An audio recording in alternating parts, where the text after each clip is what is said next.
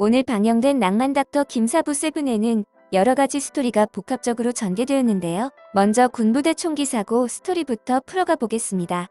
조깅을 하던 서우진은 다리에 상처를 입은 어떤 환자를 만나며 그를 응급실로 데려옵니다. 이 환자는 다름 아닌 드라마 시작부에 나왔던 탈영병, 즉 총기 사고 범인이었죠.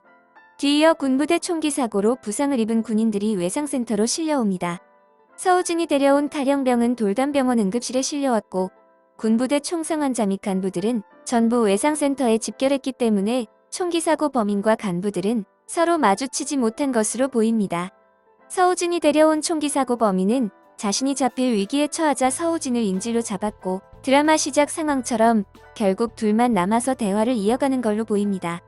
범인은 이 불합리한 상황을 종결시키기 위해 같이 죽자라고 말을 하는데요.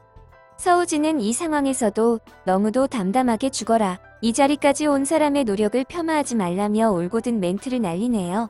결국 범인은 같이 죽자며 서우진에게 총구를 겨눴고 곧바로 총소리가 울려 퍼졌는데요. 저는 왠지 이 총소리가 서우진을 향한 총소리가 아닌 범인이 자신한테 쏜 총소리로 보여집니다. 다시 말해서 스스로 목숨을 끊은 것이죠. 애초에 이 범인은 서우진에게 악감정이 있던 것이 아니었습니다. 분명히 군부대 내에서 어떤 억울한 일을 겪고 이런 짓을 벌인 것으로 보이는데요. 범인은 오히려 자신이 부상당했을 때 진심으로 도와준 서우진에게는 감사한 마음이 있었겠죠. 결국 범인은 자신을 챙겨준 서우진을 쏘는 대신 자신의 머리에 총을 겨누며 군부대 총기 사건을 마무리할 듯합니다.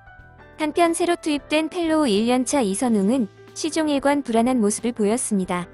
이선웅은 자신의 렌즈가 찢어졌다며 새로운 택배를 기다리고 있었습니다.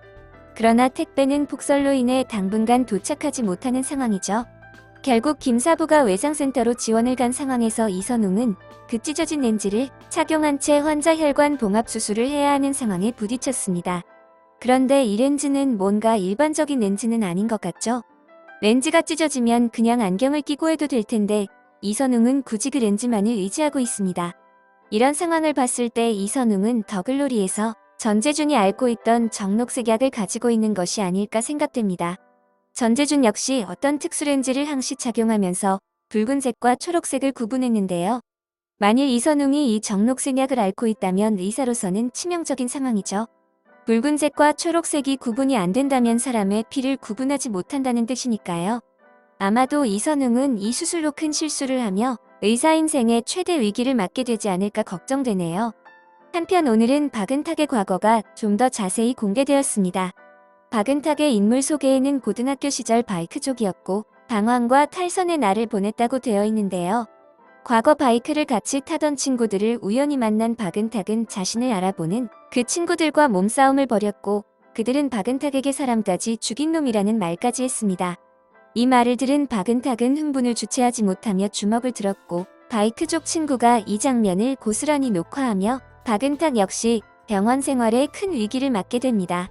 물론 과거 박은탁이 사람을 직접 죽이지는 않았을 겁니다. 아마도 죽음의 위기에 빠진 친구를 구하려다 그 친구의 살인범으로 의심을 사게 된 상황으로 보여지는데요. 타르의 예고편에서 박은탁은 그 친구들과 주먹 다짐을 벌이며 어떤 극단적인 생각까지 하게 되는 것으로 보여집니다. 하루빨리 박은탁에 대한 오해가 풀어졌으면 좋겠네요. 오늘 준비한 영상은 여기까지고요. 재미있게 시청하셨다면 구독, 좋아요 부탁드립니다. 감사합니다.